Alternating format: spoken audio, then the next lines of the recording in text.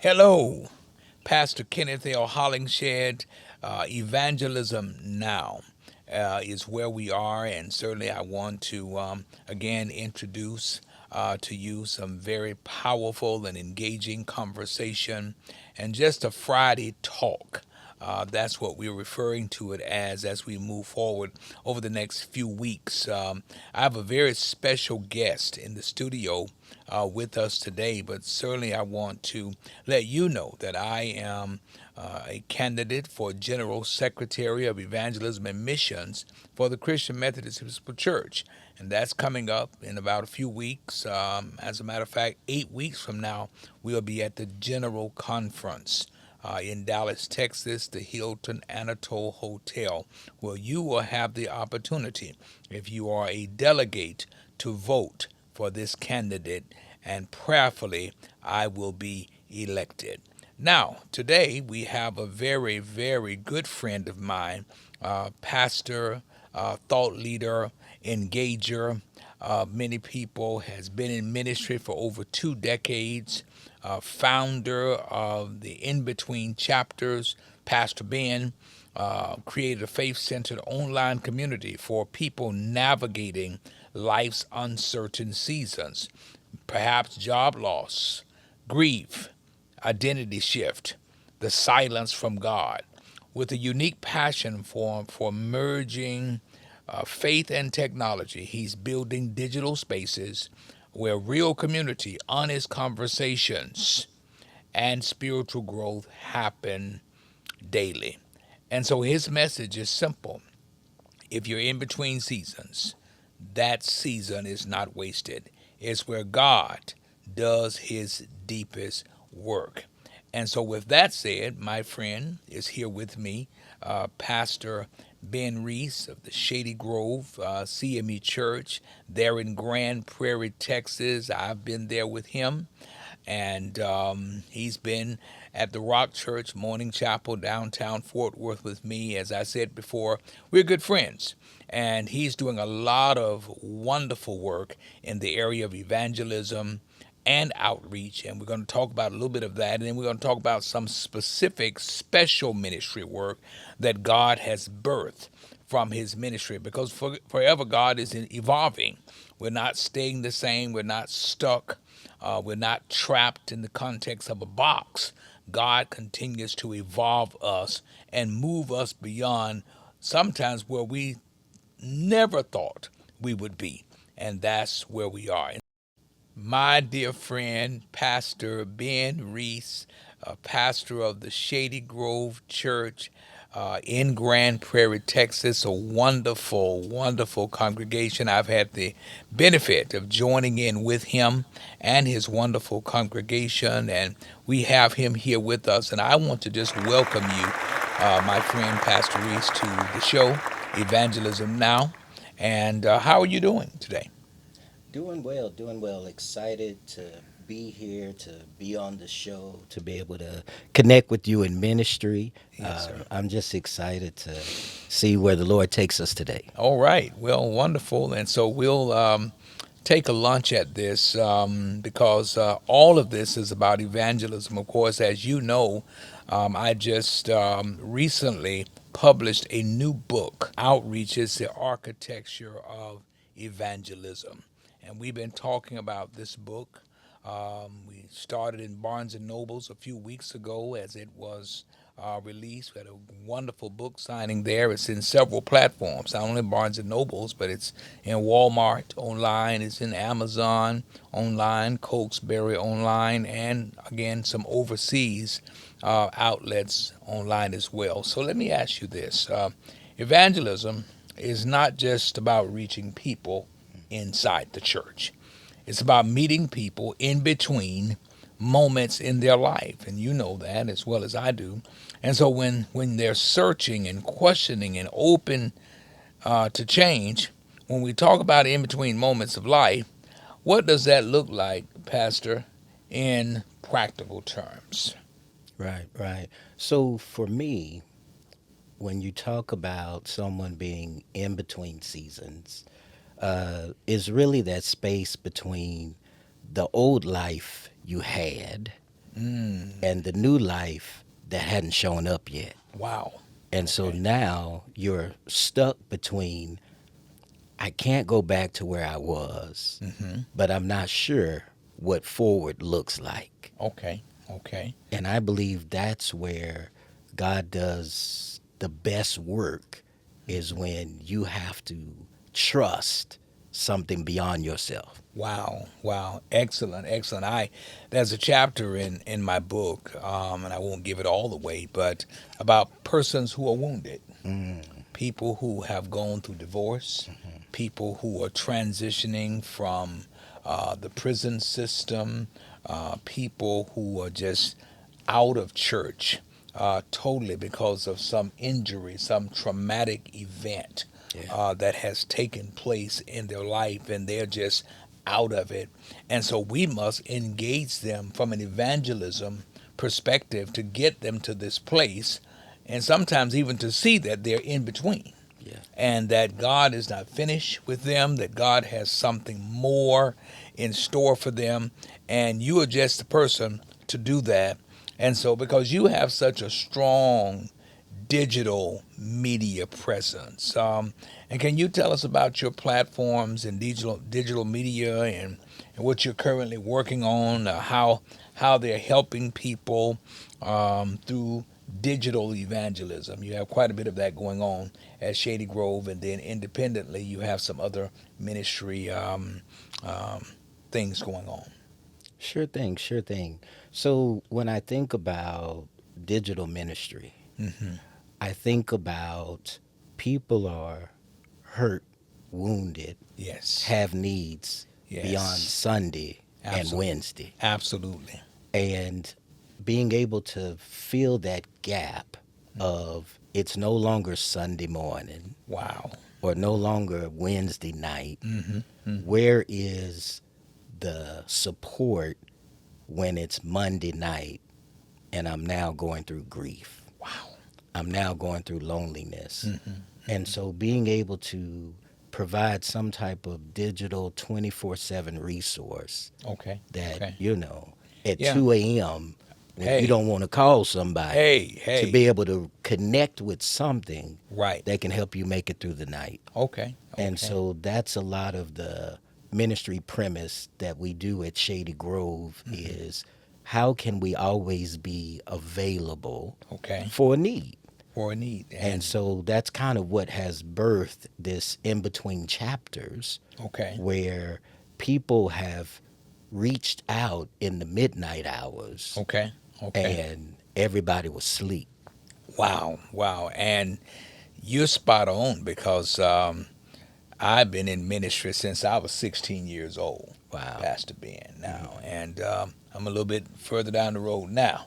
But starting at 16, I didn't know what I was doing. Mm, And as God evolved me, as I went to school and not only the academy, but also the school of hard knocks, mm-hmm. pastoring churches at a very young age, being a teenage, almost a teenage pastor, and then, quite frankly, a young adult pastor for a while, Right. several congregations. I found out what you're saying right now the hard way, that your phone never stops ringing Hmm. because people cannot schedule crisis. That's right. They can't schedule heartache. That's right. And so when they're in some type of crisis, when they're in some type of trauma, they call the pastor. They don't call Ghostbusters. Hmm. They call pastor. How can you get here? When can you get here? How can you help me to navigate through this particular season of life? And of course, now we've evolved, just like you said, there's digital Hmm. media. And so We don't get as many calls now because we have live stream ministry at Morning Chapel, Bible study, virtual ministries, and people say to me on Sunday sometimes, Pastor, I went back and rewatched that Bible study Yeah. that you did a month ago, and I was like, oh, thank you, Lord. I'm glad. Did it minister to you? Oh yeah, it ministered to me. So really, I didn't have to call you this week because I saw you online and you really helped me. And so that's the space and place where we have evolved to That's right. in terms of evangelism. And so I want you to really talk about this a little bit more because to me now, you're a little bit more tech savvy than I am. All the technology that I have, it was learned in the midst of COVID-19 university. COVID university help me to ascertain all of this insight about technology. And then sometimes I just want to pick up my laptop and throw it out the window because it was stalling and failing and glitches. But we've learned some patience beyond that and learned some wherewithal. So tell me, because you're tech savvy, some practical ways that people can engage in digital evangelism, using their device, using their laptop or whatever PC, whatever they have. How can they do that? Just from a starting place. Sure thing, sure thing. One of the practices, or I guess principles, that I believe in is if you're not on someone's phone, you're not in their life. Okay. Wow. And so, one of the foundational things is how can you get your ministry on somebody's phone? Okay. Because when they wake up in the morning, they're on the phone. Right. They're checking their social media, they're checking the weather, they're checking something. Okay. So if you can't find a way to get on their phone, you're missing an opportunity to where somebody else's ministry Okay. is now reaching out to the folks that you would like to reach out to. Okay. And Okay. so finding ways to make yourself mobile accessible, Okay. whether it's your website, Okay. whether it's social media presence, Right. or whether it's some type of online community Okay. that they know how to connect with. Okay.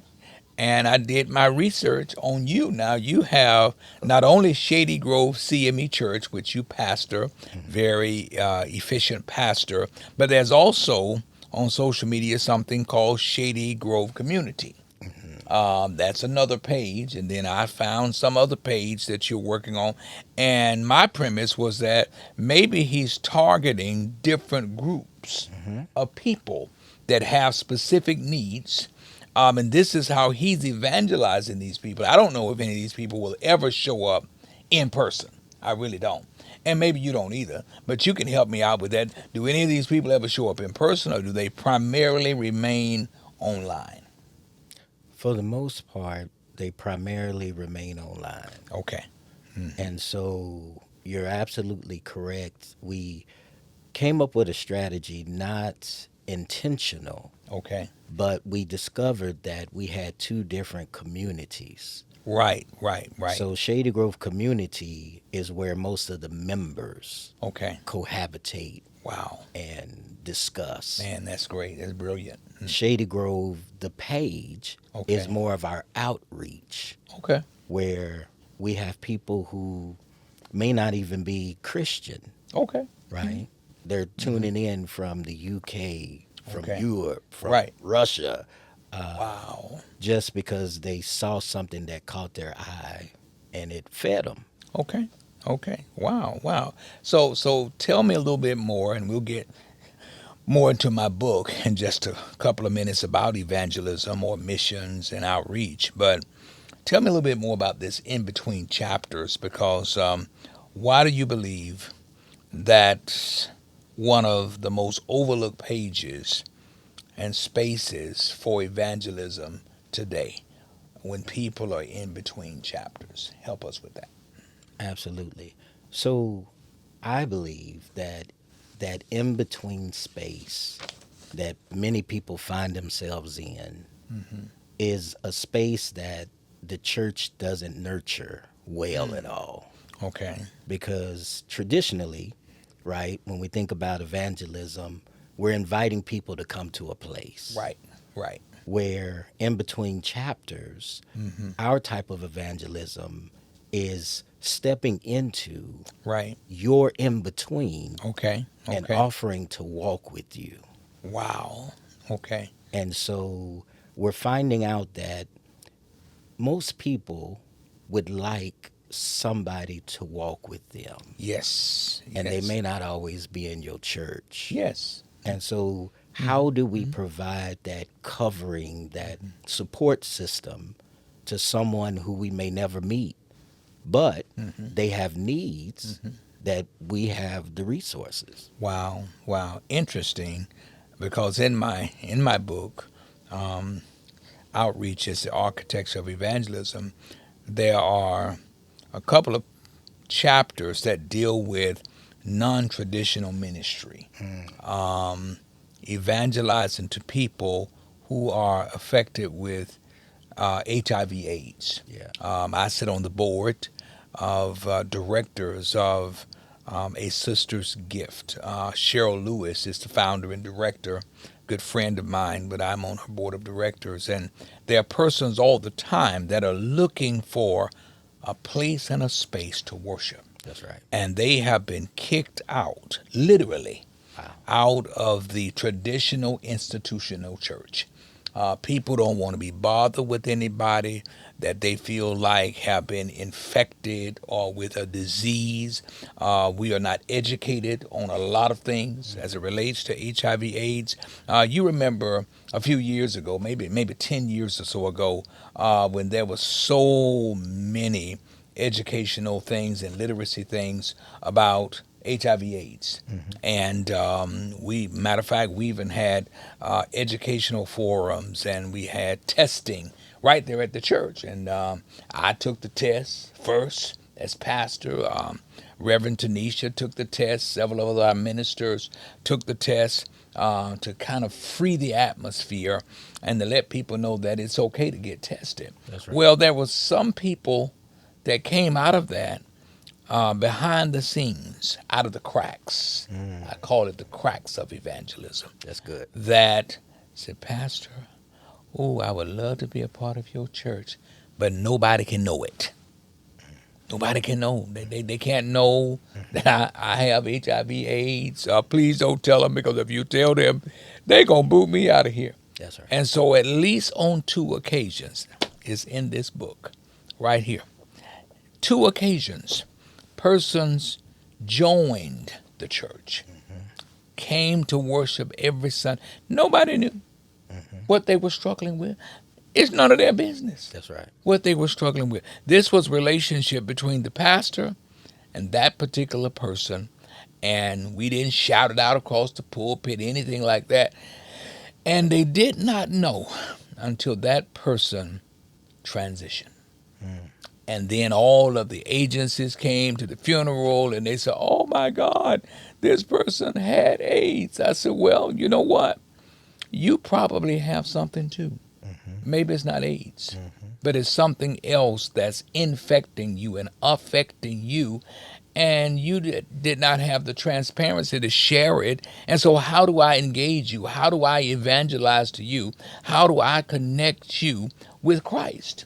Right. Right. And so, that's where we are in today's church, which was quite different than it was 30 plus years ago when evangelism found me.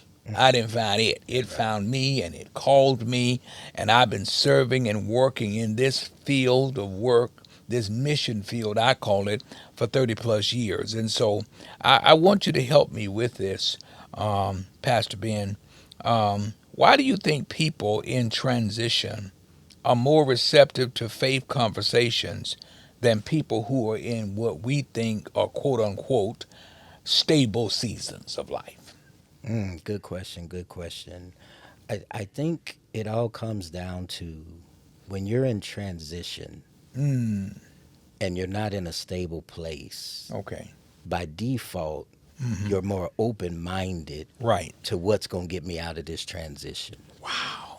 And oftentimes, people who are in between have been in between for quite some time. And they've tried this and they've tried that, and nothing has helped. And so now, when they see that there might be a better option that I have not tried, Wow. they're more open minded to witness, Okay. right? To help. And so it's that place of transparency of this person's not preaching to me, but I can see myself in their story. Wow. Wow. It's about us being transparent to Okay. say, Okay. I've made mistakes. Yes. I've ended up in places. I've been depressed. That they feel comfortable that I've found my community. Yes. And even though it may not be the same, Okay. we're both in this together. We're both in this together. Um, Let me defer to chapter 15 All right. in my book. Chapter 15 deals with um, the roof of radical love. This entire book is written from a metaphor of architectural engineering. It's like building a house, and every component of the house has a specific spiritual component. And so in chapter 15, we are at the roof, building the roof where people feel silent, where people feel wounded, where people need a spiritual place to be, particularly men in this chapter, because we find it very challenging to evangelize men in our churches. Many of our churches are filled with our wonderful sisters in Christ and beautiful women of God. But now, what about men, ministry to men, navigating through unemployment, reentry after incarceration, mental health struggles, and addiction recovery, and all of those kinds of things? And evangelism to men has to be rooted in dignity, in accountability, in affirmation, reminding every brother that he is seen, valued, and called. That's right. And so that's what the roof, the radical love of embracing every person. And you'll find, Pastor Ben, that in every one of these chapters, there's a story from this pastor, from this preacher. There's a story that deals with how radical love brought so many people to Christ. Even our prison ministry that was started from infancy at North Park in Dallas, and ministry just started off as a letter correspondence ministry from persons who were behind bars. And one person, Pastor Ben, wrote us back and said, "Don't bother sending me any more of these cards. I'm on death row. And so you're wasting your time. I'm going to die in here. And so please send my card to somebody else. But thank you for reaching out to me." And so we wrote that person back. We honored their request and said, "Hey, we love you. We appreciate you. And we're going to be praying for you. And prayerfully, there'll be a stay on your perhaps demise." And that person wrote back a few months later and said, "Hey, I got to stay. I'm still here. I'm still here. I'm still alive." And so that's the kind of unconventional or non-traditional evangelism that people don't like to talk about. Now that prison ministry grew exponentially. It grew up to about 30 persons. Wow. Now, some of those persons, when they were released, they came to the church. They came, they showed up and said, "Hey, this is the church I want to be a part of because I received 15 letters." You know, they bring their letters. I received 15 letters from this church right here. So, and you would be surprised at the kind of pushback that we have from people who say they're Christians.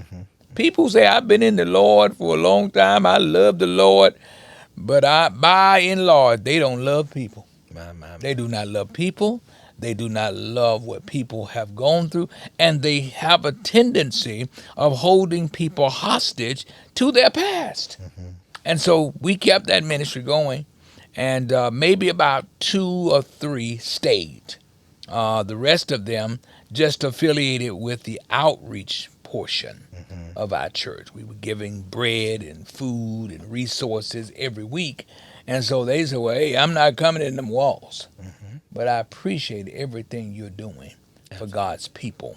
And so that's the kind of ministry that I want to talk to you about now because I've seen it online. I don't know a whole lot about it, but I peep into your business online and I've seen cars lined up around the block receiving boxes of food. I said, man, he never calls me. He always getting with Antonio McGuire. I'm calling you out, Pastor Antonio, right now. Okay. And you all are out there with the members of your church with hundreds of boxes. That's a church that's doing evangelism, that's doing community engagement, that's doing collaborative leadership. Um, Apparently you've got some training and development going on too, all a part of this book. So tell me, how did that ministry get started? Who's leading that ministry? Tell us a little bit about that ministry. Sure thing. So that ministry is our Shady Grove Food Pantry, Okay. and it was birthed during that same university of COVID, Wow. where there Okay. was a need where the church wanted to get involved, Okay. and it started out with an idea, Okay. Okay. and then it turned into a partnership with the North Texas Food Bank, Okay. who helps provide the food. And so once word got out that the church was offering resources, Wow. word of mouth Word of took mouth. over. And so it got to the point where we would open at 9 Okay. and be sold out at 10:15 Whoa. because the line starts at 6 a.m. Wow. I'm getting excited right for a now. 9 a.m. This distribution. excites me. This is ministry, grassroots ministry, community engagement, innovative outreach, very innovative, very organized. Do people stay in their cars? They stay in their cars. We handle everything for them under the leadership of Margaret Jones, who's Okay, our director. okay, Once I casted the vision, okay. she caught it. Wow, She organized the volunteers, made sure everybody was trained, make sure that I's were dotted, T's were wow, crossed, wow. and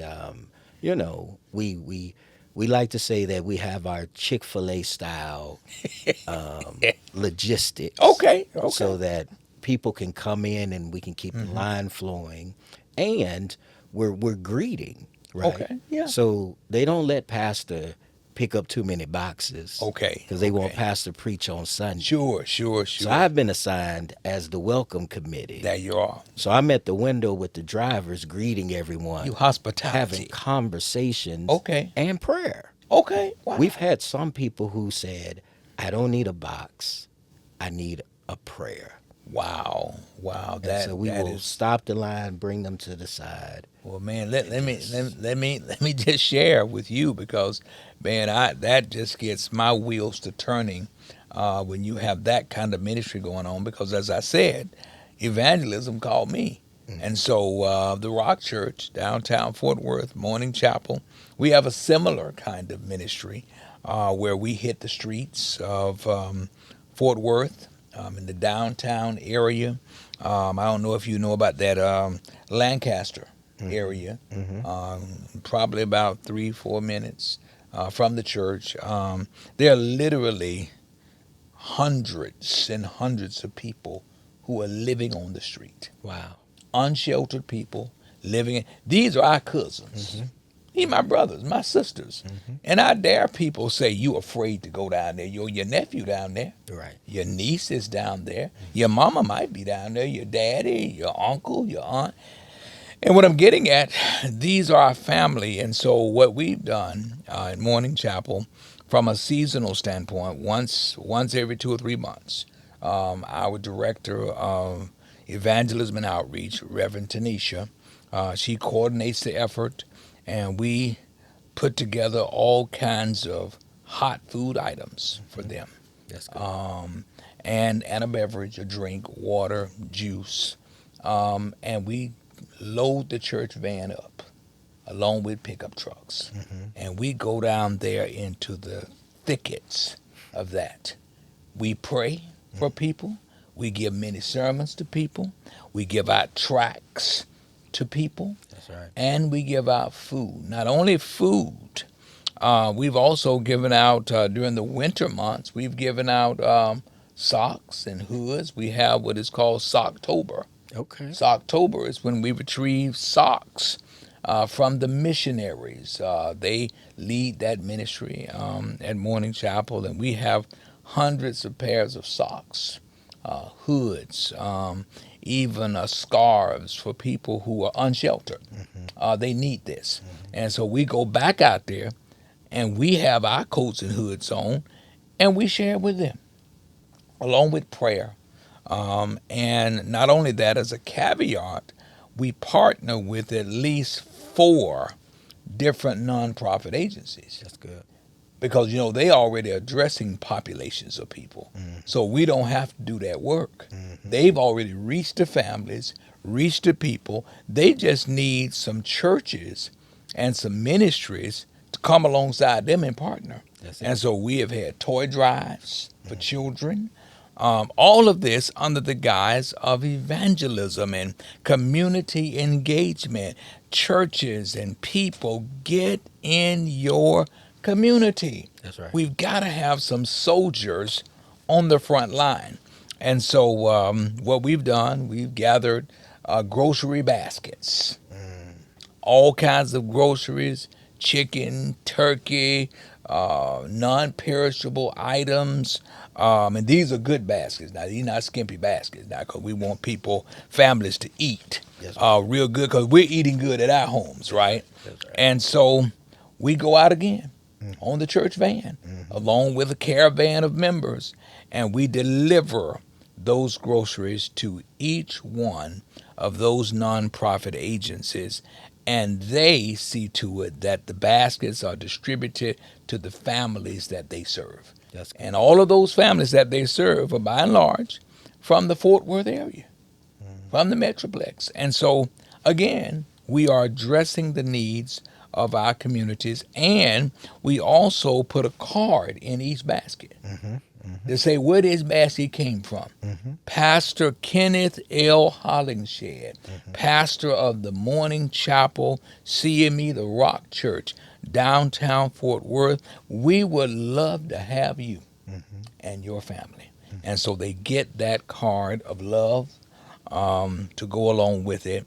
And so I believe, Pastor Reese, what you're doing at Shady Grove and what I'm doing at Morning Chapel, those are the kinds of evangelism ministries that need to take place in every church. That's right. People always make up excuses. Well, you're in the city, so it's easy for you to do that.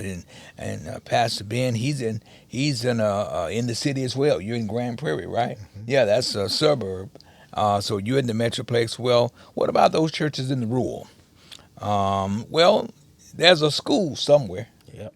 As a school, you can partner with the schools and their families that are attached to that school and just go in and shake the principal's hand and let them know who you are. That's And right. then ask the question, how can we help you? That's it. We are here to serve. You may not serve but three families, but at least you've got an extension and you've got a reach Hmm. into that particular school. Now, let me ask you this: Do you partner with any schools? We do. We do. Okay. We're getting ready to change schools Hmm. because we want to have somebody boots on the ground. Okay. And so one of our Hmm. members is a teacher who's transitioning to another school. And so we're going with her to make sure that she has support to make sure that school has support. And so we recently are transitioning schools. But one thing I wanted to share Okay. is there's also some type of, if there's not a school, there could also be a nursing home. Yes. Yes. Like Absolutely. there's Absolutely. opportunity if you Yeah. look for it. Yes. Absolutely. And so that's where we're. Let me go to another question. I know time is far spent, and we're getting ready to wrap up in just a few minutes. But can you walk us through that someone that actually experienced coming to your community for the first time, and they came to your church for the first time? Walk us through what experience do they receive when they come to Shady Grove CME Church, Shady Grove Community in Grand Prairie, Texas? What do they experience? All right. So I would say the experience for someone new coming, we'll talk about first in the building. Okay. Right. Yes. So at Shady Grove, we have 7 ministry teams. Okay. And one of those ministry teams is called Wow and Welcome. Wow and welcome. So this is the Very group creative. I like that that. are at the front door Okay. that, they're opening the door for you to welcome you in. Yes. Right. Yes. They're Yes. making sure that when you walk into the facility, that it doesn't smell like a cemetery. Wow. Right. Wow. First My, impressions my. matter. Yes. Yes. So wow and welcome, make sure that when you come in that you're greeted, that if you need to know where the restrooms are, Okay. the sanctuary, Okay. what's going on at the church, because maybe you're early, Okay. maybe you're late, right? Okay. So they make sure that you feel welcome in the building. Yes. From there, you're handed off to the ushers, Okay. right? That will help you get to your seat. Greeters to ushers. Okay. And so from there, you have our digital ministry team to where, let's say you're early to church, right? So instead of just sitting in the pews idle waiting for things to happen, Okay. we have music coming into the sanctuary, setting the Wow. atmosphere Okay. up on the screens Yes. so that you can have worship before you have worship. Wow. Wow. And so we try to be intentional around someone coming to a new experience and not feeling like they've fallen through the cracks. Okay. Okay. Wow, man, that is incredible. I'm certainly delighted to hear you share, because sometimes people don't know what they're going to get before they get there. So you're kind of giving them a coming attraction preview. This is what you get when you come to Shady Grove. And so let me go to my final question. I know you brought your books, your technology, your folder. I don't know if you got your resume over there or what in that folder. But anyway, what would you say to anybody who is watching this broadcast that feels stuck, that feels disconnected from the church, but knows they need something more? This is an evangelism context. Wow. So how can you help that person? Yep. Very, very, very good question. I would share first that just because you're stuck My. does not mean that you're broken, does not mean that you are defeated, does not mean that all hope has been lost. Okay. Okay. It Okay. simply means you're in between seasons. Okay. And the question that becomes pivotal Okay. is identifying how long have you been there? Wow. A Wow. lot of times, as people get stuck, they forget time and don't realize I've been here for years. Jesus. And so I've heard this before. part Okay. of this in between season is coming to the reality of this won't change by itself. Not by itself. No. And so the opportunity now is, Mm-hmm. are you comfortable with community, Okay. or are you comfortable with one on one? Okay. Okay. How can we walk with you? Wow. And so, a person who is in between, who has been stuck, who wants to get out, but nothing has worked, Yes. that first discussion of how long have I been here Mm-hmm. and am I ready? Okay. Not necessarily having a plan, Okay. Okay. but Yeah. figuring out what's one thing I could do today Mm. that's different than what I've done. Wow. And so, in between chapters Yes. is that process or that community or that opportunity that says, we want to walk with you, Okay. even if that walk has no movement. Wow. Mm. I know for myself, Okay. being in between several different things, Okay. Sure. it was community for me Yes. that I would have not chosen, Yes. but the community chose me. Mm. And it helped me just knowing somebody else Mm-hmm. was there concerned about me. Wow. That alone Powerful. helped me Powerful. get up in the morning. Yes. So, in this whole premise of what you just shared, which was actually powerful, um, in my book, Outreach is the Architecture of Evangelism. At the end of every chapter, there's a call to action, Mm-hmm. call for us to do something. And in the end of chapter 15, the call to action is first and foremost to pray for incarcerated families and pray for their families. But then I like what the second piece of call to action is: be present. Mm-hmm. Can you just be present for a person? You don't have to talk. That's right.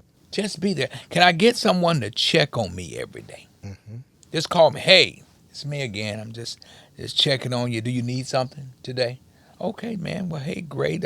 If you need anything, give me a call. I just wanted to check on you, make sure everything was going well. Sometimes that's all a person needs, That's right. is to know that someone is checking on them. We're talking about evangelism, okay?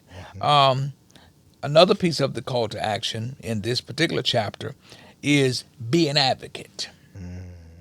Support people who are trying to walk through all these unjust systems. Mm-hmm. You know, we got a lot of systems that That's right. people try to walk through and try to reduce this sense of recidivism and promote all this restorative justice and ensure people that you're going to help them to be treated fairly.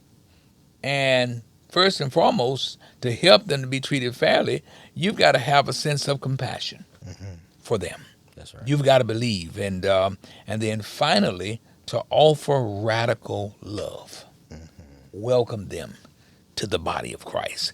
Welcome them back to the community. Welcome them into your community, and it doesn't matter where they are.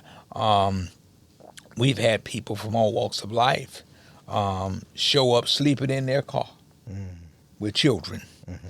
We couldn't tell the church that here's a family who's sleeping in their car, but they're at worship on Sunday. And one of the powerful things that happened, this person in their family came back to the place where they received the miracle and received the blessing. Mm-hmm. They got housing, got the children in school, and we were getting ready to go to overseas mission. And this person balled up a wad of money and put it in Reverend Tanisha's hand and say, take this with you Wow. because this church Mm-hmm. helped me Mm-hmm. when I needed help. Man, you talking about somebody running around a church and didn't nobody know why I was running. But I told them I'm running for Jesus right now. Anybody want to run with me? Because those are the kinds of things that take place when you offer people radical love. Um, and it's nobody's business. Even when people want to know, well, Pastor, who is that? They keep coming in and can I help them? No, you can't help them because you aren't equipped to help this. And there are persons here who are equipped to help this type of need. And so Pastor Ben, thank you for coming today. And I want you just to take about a minute or so because I've interviewed you, I've asked you all kind of questions, and you've done excellent today as we've had a conversation, a talk. But if you want to say anything particular about you, about your ministry, take about a minute or so to do that. Absolutely. I appreciate it. I've enjoyed our conversation today. As always, it's always a pleasure for me to be able to hear from those who are seasoned and considered masters in the craft. And so to hear that what little bit we're doing is embedded in the book Yes. is, you know, it does my heart warm Wow. to know that we're not just making this up. No, no, That sir. that No, what sir. we're doing We're has, not you just know, right. literacy behind it. And so I guess what I would like to share is if there's anyone who's watching this podcast and you're in between and you've tried everything you can think of, in between chapters, pastor.com is available to you. Mm-hmm. We have all types of opportunity, resources, and tools from free to dedicated access. Mm-hmm. If you need community, we have others who get it. Mm-hmm. And that's what makes the difference is being around people who get it. Mm-hmm. We also have resources that if you want to do one-on-one with a devotional that starts over every 7 days to always have something feeding your spirit, Wow. we have it. If you want to have different topics, finances, relationships, right, grief, we've got a catalog of help. And something that I want to debut Okay. is we have Coach Grace. Okay. Coach Grace is a AI persona Okay. who's available 24/7. Right. And Right. if you want to connect and dialogue, Mm-hmm. Coach Grace is there. Okay. And Grace is Coach the name. Grace is the name. Wow, wow. Now you know a lot of people now they're kind of fearful of AI, but you help us to navigate hmm and engage that AI personality. Well, what's Coach. kind of fun is Grace is always available, Okay. right? Mm-hmm. So is Coach Grace. Wow, If you man. need somebody at 2 a.m., 3 a.m., 5 a.m., She's up. Grace is always available. She's up. Yeah, she's available. Wow, And man. Grace is well trained Well trained. to deal with Very creative. in between Okay. scenarios. Wow. Wow. And if Grace can't handle it, Mm-hmm. Grace will tag me in Okay. and Okay. say, Pastor Ben, we have someone who has a need. Wonderful. And I so love it. I love it. on May 4th, Okay. we're kicking off a 5-day challenge Okay. that if you want to get a reset, Mm-hmm. a new beginning, Okay. to get out of that stuck place, Mm-hmm. we're trying to get 1,000 new faces involved in the challenge. Okay. We're believing God that Yes. there's 1,000 persons out there Okay. we can help. Yes. And we're going to do a 5-day challenge. You can go to join.inbetweenchapterspastor.com. It'll probably show up on your screen. Okay. It's free. Okay. It's 5 days. It will walk you through honesty, knowing where you're at, Mm-hmm. stop fighting, Okay. because we like to solve problems, Right. and understand that waiting is not wasted, Mm. it's preparation Hmm. for what's coming next. Wow. Wow. So it's a perspective change. Okay. Okay. So 5 days will change your life. All right. Connect with us. Wow. Try us out. Wow. Well, I definitely see a book in the horizon from you, my beloved brother, as you share all of these wonderful nuggets. And again, in this book, there's an entire chapter on technology, chapter 6. Now, I didn't write that. Reverend Tanisha Hollingshed wrote that entire chapter 6, and you would do yourself a disservice if you do not engage with chapter 6. But in my closing, the five components of outreach is the architecture of evangelism. Community engagement, we've talked about it. Innovative outreach, we've talked about it. Training and development, we've talked about it. Collaborative leadership, we've talked about it. And then finally, with Coach Grace, strategic evangelism, we've talked about it. So thank you, my brother.